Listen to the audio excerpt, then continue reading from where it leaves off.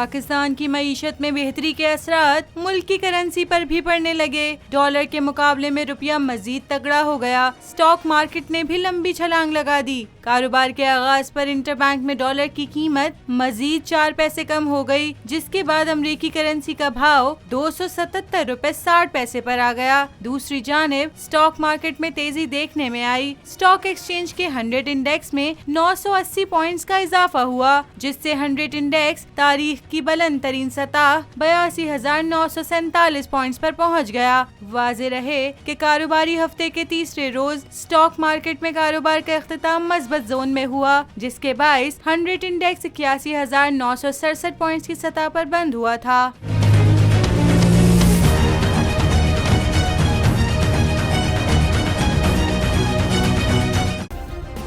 Subscribe करें और bell दबाएं ताकि कोई खबर रह न जाए।